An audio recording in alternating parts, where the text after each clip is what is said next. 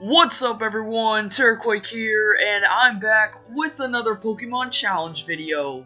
Pokemon Crystal with each gym leader's worst Pokemon was actually really hard, so in this video I'm going to do a challenge that should be easier, but still have some problems here and there. Today, I'm going to figure out if you can beat Pokemon Emerald with only one Wailmer. We all know and love Wailmer. It's a plain water type, and it's the pre-evolution of Wailord. Wailmer's attack and special attack are pretty good, and it has a ton of HP. Other than that though, its defenses are pretty bad, and it has a base stat total of 400, which is the same as Pokemon like Charjabug, Roselia, and Volbeat. Wailmer has access to some great water type moves, and it also gets Rollout. However, it doesn't get Water Gun until level 10, meaning that I'll have to use Struggle at the beginning of the game. I'm probably just going to fight wild Pokemon until I get Water Gun, but it will still be brutal. Wailmer can also learn a bunch of good TMs like Toxic, Ice Beam, Blizzard, Earthquake, Return, and Rock Tomb, which should come in handy. Team Aqua and the 8th gym might be annoying just because my water type moves will be resisted. Watson will probably be challenging, and my rival could give me some issues. Drake and Wallace will definitely be hard, but as long as I get to a high enough level, I should be able to defeat them. This time around, I think I can beat Steven, considering that 4 of his 6 team members are weak to water. Anyways, time for the rules. I can only use Wailmer in battle. I'll have to catch other Pokemon for HM use only, so they will not be allowed in combat. No items in battle, only Pokeballs, held items, and items outside of battle are allowed. And lastly, I cannot use any glitches or exploits. This challenge should be a fun one to do, so I'm excited to get started. In the beginning, my mom stuck me in the back of a moving truck, because I guess she thinks it's safer than to sit in the front, where I would actually have a seat belt. She also thought it was a good idea to go meet the new neighbors, even though we just moved in. Anyways, I used the Universal Pokemon Randomizer to replace Mudkip with Wailmer. I replaced Mudkip so that my rival would have Trico, the hardest starter to fight. I then proceeded to technically lose to the Zigzagoon that was chasing Professor Birch, since I didn't have a single attacking move. I say technically lose because the Zigzagoon is programmed to run away once it gets you to a low enough health, but that's a loss in my books. After that, I nicknamed Wailmer Robin. See if any of you guys can get that reference. Here's a little section of the grind from level 5 to 10. Thank goodness you start out with 3,000 Pokédollars, because I only had 2 potions left over. The hardest part was using up 40 PP for Splash and 40 PP for Growl. After that though, Wailmer struggles did a lot more damage than I thought they would, so it wasn't too bad. Anyways, once I got Water Gun, the first rival fight was pretty easy since I was 5 levels higher, so 3 Water Guns did the trick. Hey guys, imagine not knowing how to catch a Pokemon. Couldn't be me, man, could not be me. And then there's this guy, who thinks it's a good idea to hide behind a 10-year-old's back. I guess in the Pokemon world though, it's not that bad of an idea, since 10-year-olds are known to take down whole criminal organizations. Before I even went to the route northeast of Rustboro, I took a shot at Roxanne, and it went exactly how you would expect it to go. Both of her Geodudes got one-shot by Water Gun, and she tried to keep Nosepass alive by using some potions, but it only got off 1 Rock Tomb before going down. This might be the easiest battle I've ever had in a challenge run. Right before exiting Rustboro City, May challenged me to a battle. Since I had Rollout, Wingull easily got one shot, and Trico was out next. Surprisingly, it was able to take a Rollout, but it wasted its turn using Leer, so 1 more Rollout finished it off. Oh, thanks for Steel Wing, Steven. I will definitely teach that to Wailmer. Anyways, time for Raleigh. Machop went down in 2 Water Guns, but not before hitting me with a powerful low kick. Since Meditite usually likes to spam Focus Punch, I took this opportunity to set up Rollout. And after a few hits, Meditite went down, and since my Rollout was stacked up a bunch, Makuhita got one shot, getting myself the 2nd gym badge. Yo, my man Archie was out here calling people simps back in 2005. I didn't know that. Anyways, time for another fight against May. I missed my first rollout on Wingull, but its wing attack did a whopping 10 hit points, so another rollout killed it. Grovyle took 2 rollouts to go down, and he was able to deal some good damage with Absorb. Luckily, May's last Pokemon was Slugma, so a single rollout won us the battle. Time for Watson. His Voltorb surprisingly took 2 Water Pulses to go down, so he was able to get off a Spark. I decided to start setting up my rollout on Electrike, as he only used Howl. Magneton ate my rollout, and then he paralyzed me, but I came prepared with a Cherry Berry, so I was able to outspeed and take him down with a critical rollout. However, Karma decided to join this fight, and Manectric got a critical Shockwave to kill me. I guess it was just meant to happen. On my second attempt, Magneton paralyzed me again, but the Cherry Berry came into play, and 2 rollouts finished him off. This time around, Manectric decided to use Howl for some reason, so my last rollout one-shot it. Even though I did lose on my first attempt, I wasn't expecting Watson to be that easy. After watching some people fight over land and water, it was time for Maxie. Mightyena didn't do any damage to me because I confused him with a Water Pulse, so after Maxie used a Super Potion, another Water Pulse did the trick. Zubat was out next, but he died to 1 Water Pulse, and so did Camerupt. I have a feeling that Maxie won't be too hard throughout this run. As you guys probably saw coming from the start of this challenge, Flannery was a complete one-shot sweep. I just used Water Pulse on Numel and Slugma, and then I used Water Spout for her Camerupt and Torkoal. I know I said Roxanne was one of the easiest battles I've ever had in a challenge run, but Flannery was even easier. After that, I went back to Petalburg City to fight my dad. He was almost a one-shot sweep as well. Spinda, Vigoroth, and Linoon all went down to 1 Water Spout. If you don't know how Water Spout works, basically, it does more damage depending on how much health you have. So since I had max HP throughout this whole battle, it was doing a total of 150 base damage. Anyways, Slacking was able to take a Water Spout, but he only used Yawn, so my last Water Spout finished him off. My dad was not that challenging. After ruining Team Aqua's plans at the Weather Institute and obtaining a worthless cast form, it was time for another rival fight. Slugma went down to 1 rollout like always, and Grovyle managed to hang on with a little bit of health, but he only used Screech, so another rollout killed him. Lumbre started by using Fake Out, which stopped my rollout. However, 2 more rollouts did the trick. Time for Winona. She started with Swablu, and surprisingly, I couldn't take it down with 1 rollout, and then she used Perish Song. That was unexpected. Once I got to her Pelipper, the Perish Song immediately killed me. That's just great. On my next attempt, I was able to one-shot Swablu with a critical rollout, so Tropius was up next. It took 2 rollouts to bring it down, but Tropius wasted its only turn charging up Solar Beam. Pelipper used Protect, which ended my rollout, but then I just got a critical rollout on my next turn to take it down. Skarmory got off a Sand Attack before dying, but luckily, I didn't miss against Altaria, so I was able to one-shot it. I still find it funny that out of all of Winona's Pokemon, Swablu was the one that killed Wailmer on my first attempt. Alright, Archie, remember, you need the blue orb, not the red orb. No, that's not the right one. No, Archie! He is such an idiot. Anyways, I decided to do the optional rival fight in Lilycove City. Tropius went down in 2 rollouts, but not before hitting me with a Magical Leaf. This time around, Grovyle went down to 1 rollout, and so did Slugma. Once again, Pelipper used Protect, but since I was almost at full HP, I just used Water Spout, and then I finished him off with a Surf. I guess that's the last time I'll be seeing May. Well, here's Maxie trying to use the blue orb on Groudon. Of course, it didn't work, so he decided to take his anger out on me with a Pokemon battle. However, it was an easy one-shot sweep with Water Spout. Now it's time for the 7th gym battle against Tate and Liza. Like always, I caught a Magikarp since all it can do is use Splash, so it has no effect on the battle.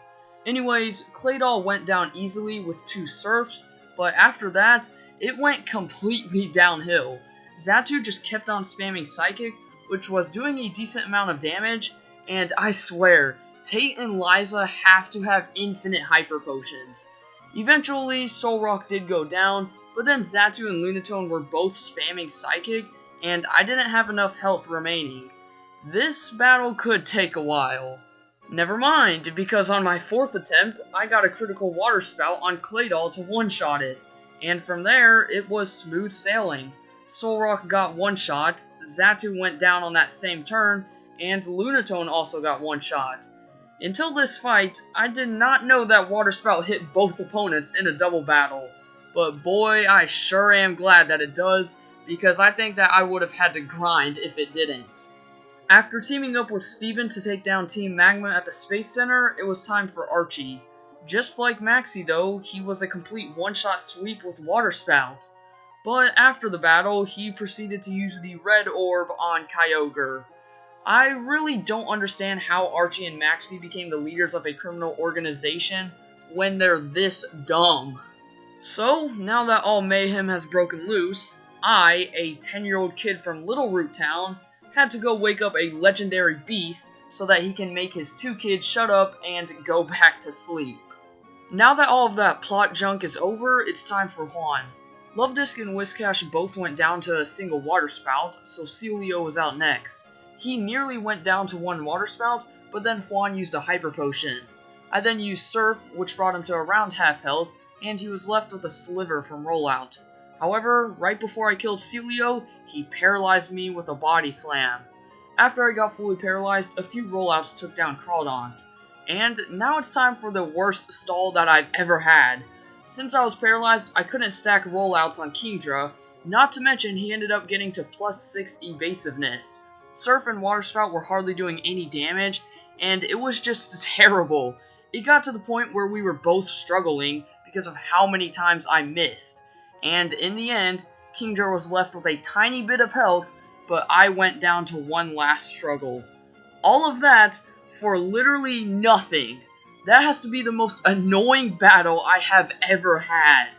On my 5th attempt, I got to Kingdra with a stacked up rollout, so I was able to one-shot him.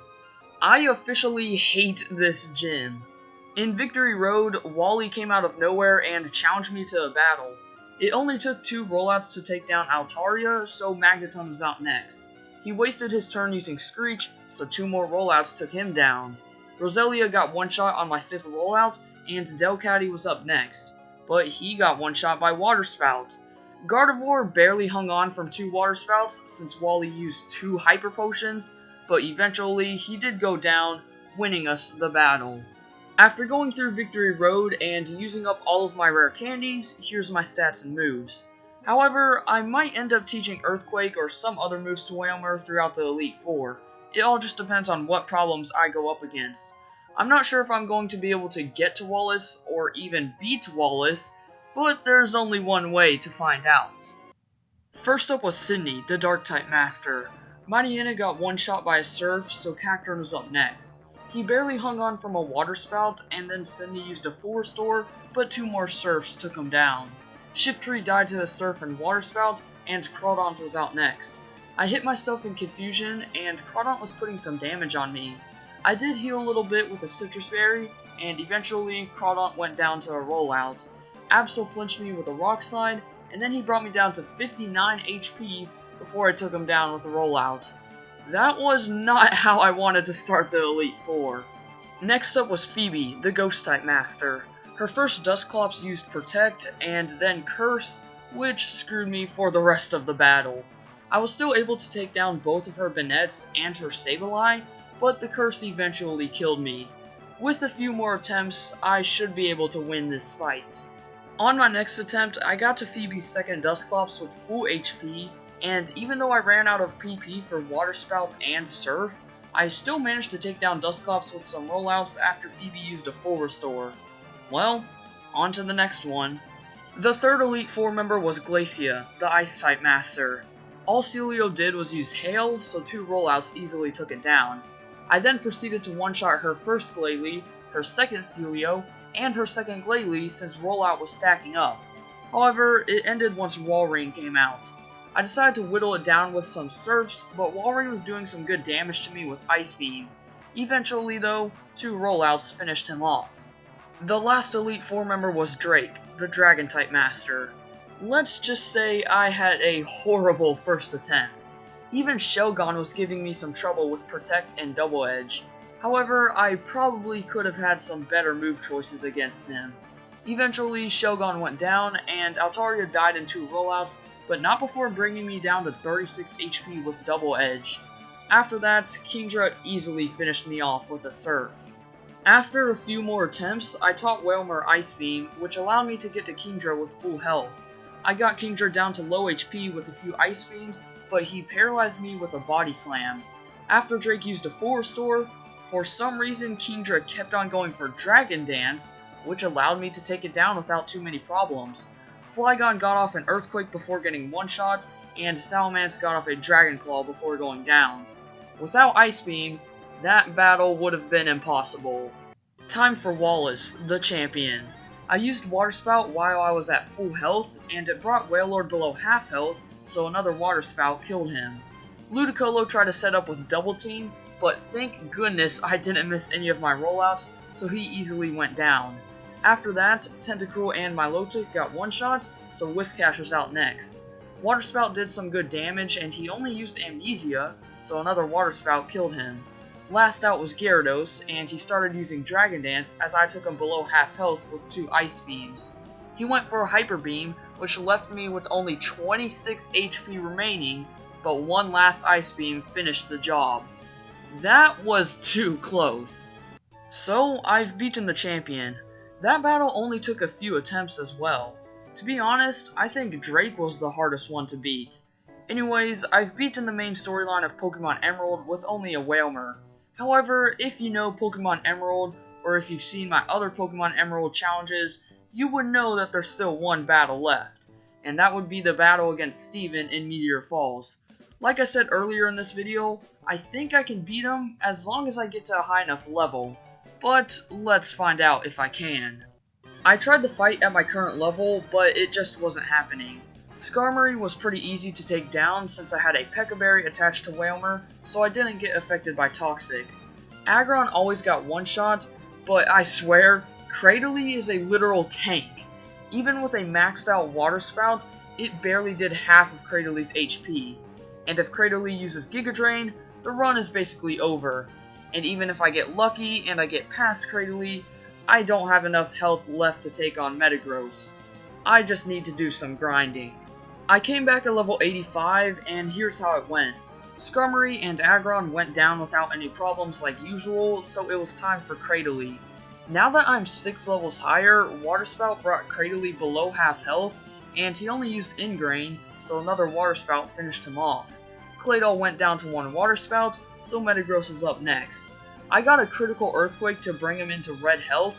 He hit me with a powerful Earthquake of his own, but because Metagross had a Citrus Berry, it brought him out of full restore range, so another Earthquake finished him off. Armada was out last, so I hit him with a Surf as he nailed me with an Agent Power. However, all Steven could do was spam full restores, so eventually, one last Surf finished him off. That critical Earthquake against Metagross definitely mattered. Well, I have finally beaten Steven without using items in battle. If you don't know, in my other 2 Pokemon Emerald challenges, I wasn't able to defeat him unless I used items during the battle. I'm surprised that I was able to beat him at only level 85. I thought that I would have to be at least around level 90. This challenge was really fun to do, especially because Wailmer is such an interesting Pokemon with its awful defenses, amazing amount of HP, and wide variety of moves. For my next challenge, I'll be playing through Pokemon Diamond again, and it could be my most brutal one yet. It's also a challenge that was requested to me a while ago. I'm excited to do it, but with it being so brutal, I'm not sure if I'll be able to get it done in time, but I hope I can. As always, feel free to leave any other challenge suggestions that you might have in the comment section below, and if you want to see more of my challenge runs, then check out the playlist that I left a link to in the description. For now though, if you guys enjoyed this video, then drop a like, subscribe, and hit that bell to see more. And until next time, deuces!